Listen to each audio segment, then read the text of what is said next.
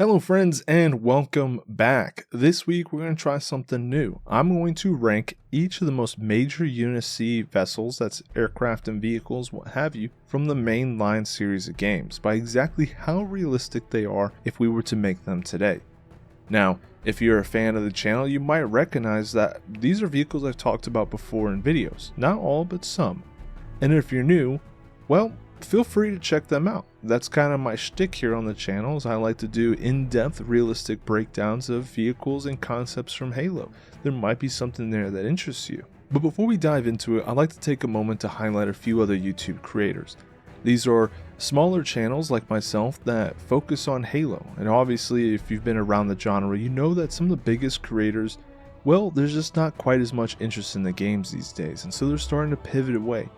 And that's why I think it's important to take some of these other creators and put their name out there, right? If we want to keep this community going. And so starting off with, I'd like to highlight Corporal Hot Pockets. He's been a member of my Discord and a follower of the channel for some time. He has really good ideas and he has really incredible breakdown videos on Halo based off his experiences in the military. Next up, you have Gamma Company Mark, who is exploded with popularity over the last year.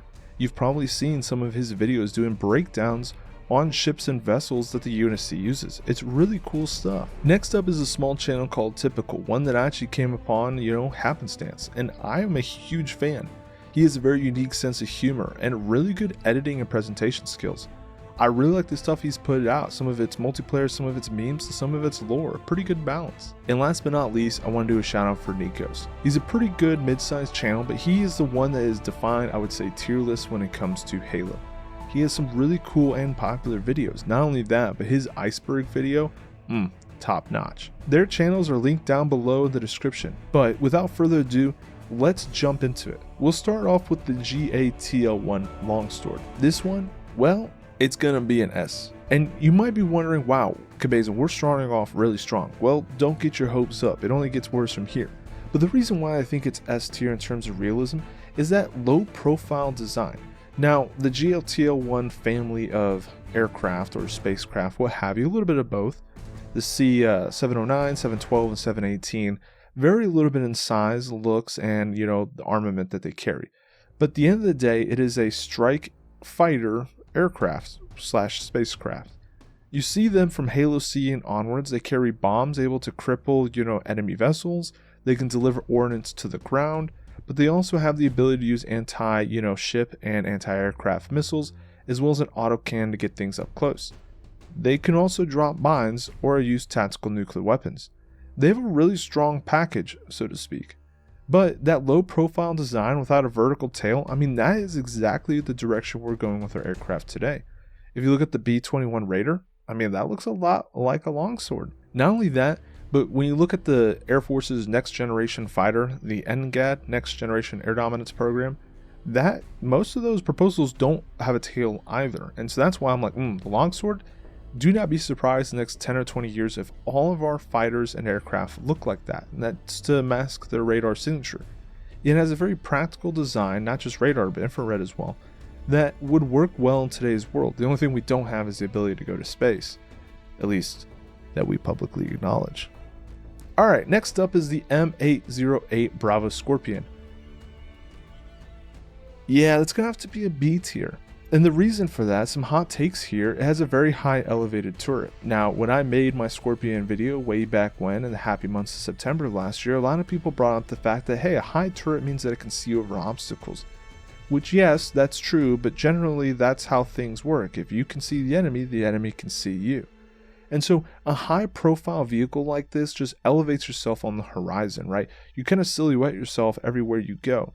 Not only that, but you have a quad track, which a lot of people brought up. Well, what happens if, you have independent drivetrains in each track, like electric drivetrains, which, yeah, that would work, but why 4 sets of tracks? It's needlessly complex and over engineering that isn't required to make, a main battle tank. Not only that, it's just really wide too. You imagine taking one of these bad boys into an urban environment. Have you seen how hard it is to drive a Scorpion in Infinite? Imagine doing that with insurgents with anti-tank missiles on their shoulders. Anyways, I digress. Next up, the D77 Pelican. This one hurts me a little bit. I gotta put it in the C category. And it hurts me, and it probably hurts a lot of you too. And before you click off the video, allow me to explain. This is by far my favorite Halo vehicle of all time. The Pelican is why I chose the career field that I did. It is a beautiful machine, and give me some time. One day I am going to own Lockheed Martin, and I'm going to build a real one of these, swear to God.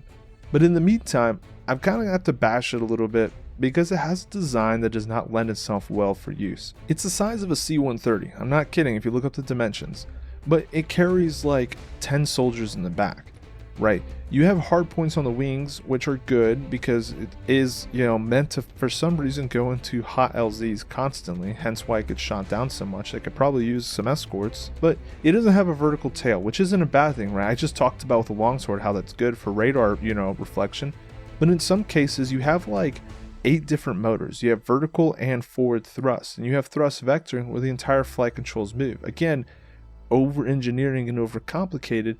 It also means that if you lose an engine, you're not generating any thrust at all, and you have these small stubby wings that don't provide you much lift. If you take any sort of battle damage, this thing is liable to spin out of control and crash, which again, if you've ever played Halo, that is literally all that happens, and it makes me sad. Alright, next up, the M820 Scorpion. You might be asking yourself, well, Cabezon, we just talked about a Scorpion. Well, that was the M808 Bravo. The M820 is the Scorpion as we see it in Halo 5. Now, 343, interestingly enough, did pivot towards hyper-realism for a lot of the UNSC's designs in their games. That's why, in my opinion, the Marines look so bad in 4 and 5. I get it, they were trying to go for a look, but in the M820's case, I think it worked really well. Here you have a Scorpion that in many ways reminds me of like the 2A4 Leopard or the 2A6, whatever, German tanks. But it has a blocky, low-profile turret. It's a remote turret, auto-loaded with ammo in the back. The crew is in the body of the vehicle. And that's exactly what main battle tanks of the future are going to look like. I actually did a video comparing this specific Scorpion to the Abrams X, which is the proposed future variant of the Abrams family of main battle tanks. And the only reason I don't put it in S category is it's still like 2 lanes wide and it has quad tracks. If it was a little bit narrower and maybe a bit smaller, and it had just conventional dual tracks, I would consider S tier. But for the time being, it still carries some of that over engineering. Alright, next up, the UH-144 Falcon. This one's easy, S plus tier. I mean, it looks like conventional tilt rotor aircraft we use today, just a little bit smaller. And if you look at the Army's future vertical lift program, that's exactly the direction they're going for. They want small tactical tilt rotor airlift. The reason why it's so good is tilt rotors mean that you can hover and land normally, but then you can take off, roll those engines forward, and cruise at much higher rates of speed and higher altitudes. It means you stay out of the weapons engagement zones for things like heavy machine guns, while still having the flexibility of a helicopter. The reason why the Falcon is S+, though, is I guarantee you if you ask the Marines or the Army if they could have a small dual tilt rotor aircraft that could fit a squad and be the same size of a Falcon, they would say yes. It's tiny, it's lightweight, it's nimble, and it's perfect for, like I said, carrying the squad, some equipment. You got 2 side firing guns, and then obviously sometimes it can be fitted with a chin gun. That's a pretty good loadout, and I think could be very useful in today's military. Alright, next up, M313 Elephant. Yeah, sorry Halo 3 stands, going straight to D tier. I think it's cool, but the concept doesn't make sense. Why would you have such a massive, I can't tell if it's a resupply or a recovery vehicle. I'm going to lean towards recovery, but it's huge and it's on tracks. And look how much little ground clearance it has. That thing would sink in the sand if we were actually talking about this realistically. And then, I mean, if you're fighting in a mountainous or wooded environment, are you just going to have the engineers go out there and clear you a 4-lane highway so you can bring this bad boy out? There is a need for things like wreckers, heavy vehicle recovery or transportation. Obviously, if you look at the fighting happening right now in Ukraine, a lot of armored vehicles are getting knocked out. That comes with the territory of a high proliferation of anti-tank guided missiles. But if we're able to recover them, you can obviously repair them and put that back into the battle. That's your kind of sustainment and replenishment of your armed forces. And that's a good thing. So the idea of having a wrecker or recovery vehicle is a plus for the UNSC. But my God, why is it so big and so cumbersome? This is actually a mission set I think would be better utilized if you had something like the Pelican, just larger and maybe with a belly crane, like a hollowed out belly, like some of those weird helicopters you see. And that way, like if you get a knocked out Scorpion, you can kind of clink it up and take it away to be recovered and refit. The next up, same family, the M510 Mammoth. Okay, straight to F tier. Why in God's name do you have a 4 or 5 story vehicle on wheels? Where would this thing go? The only reason it has enough room to get anywhere in Halo 4 is because the developers designed the maps. I mean, can you imagine the logistics? Like, alright guys, we got this massive, like, quadrillion ton vehicle, right? 4 stories tall, 6 lanes wide. Where are we going to take in the mountains of Afghanistan? Nowhere. That's where. This thing would destroy bridges. Can't cross no rivers. I guess you could ford them, but how much you'd piss people off if you just drive through their land and leave massive tire gouges? It just doesn't make sense. And that's not to talk about the logistics. I mean, God forbid you have a tire issue and you gotta pull one of those big boys off. That thing's gonna go straight to depot maintenance and be there for a long time. Not very useful as a tactical vehicle, although I will give it the credit. Cool, you know, the MAC gun on top is pretty sick. Alright, next up, and you guys are gonna scratch your heads on this one. M400 Kodiak, A tier. And I can already hear y'all saying, well, the Kodiak is from Halo Wars. I thought you said this was main games only. Yes. However, the main games have like no artillery featured, but I still think it's a mission set of like, hey, 343, this should be included a little bit more in the games. The Kodiak to me is incredibly realistic with one, you know, kind of drawback. These little plates that fold out flat, again, overcomplicated, over-engineered. Modern self-propelled guns like the M109, the Caesar, the Archer, you know, even your 2S19 and whatnot, they use hydraulic vertical posts that drive into the ground. The idea being you kind of want to lift the bed up so you don't have any, you know, body roll and stuff like that. Just nice stable firing platform for the gun. All right, next up, the M15 Razorback, straight to S tier. And actually, you know what? We're just going to go ahead and put the Warthog there and the Mongoose. This entire trio of vehicles. And the reason why I put them all in S tier is not just because, yes, we can make an ATV today. You can go buy one at the store probably tonight. You can also find something like a Warthog, and please don't tell me a Cybertruck looks like a Warthog. It doesn't. I think the Cybertruck is dumb. Flame me in the comments if you will. Please don't make that comparison. But the reason why I put 3 of these in S tier is because if you look at a lot of Western militaries, like specifically your more like special operations forces aspect, like light infantry and what have you, they're actually pivoting away from the heavy, up-armored, mine-protected vehicles that conventional forces have been using in like Iraq and Afghanistan, and instead opting to have very lightweight vehicles. You know, sometimes in theater that might be a Hilux, but other times it'll be a Polaris, or, you know, just, and Polaris being a light ATV.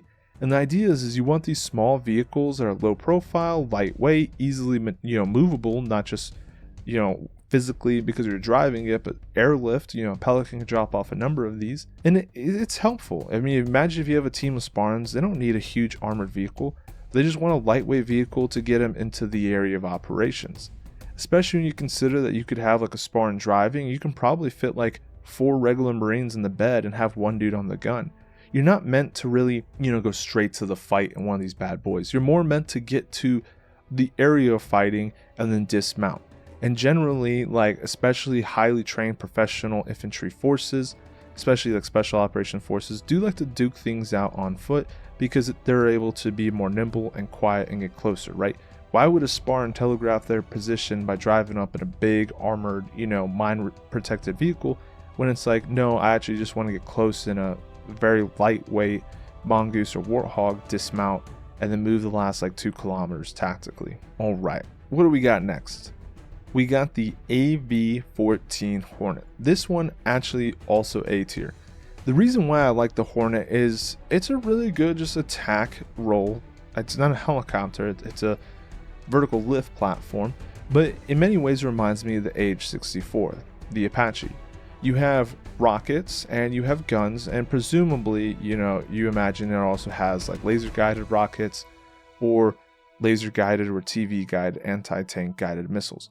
A vehicle like this is really good as an escort. It's very lightweight. It doesn't really carry passengers, but you could have people clip into the outside of them. Apaches can also do that if you're really in a bind, if you're curious. But it's meant to, you know, escort people in and out, right? If you got Falcons carrying troops, you have a couple Hornets with them. The only reason they get knocked for realism is the fact that they use like these kind of weird turbo fans.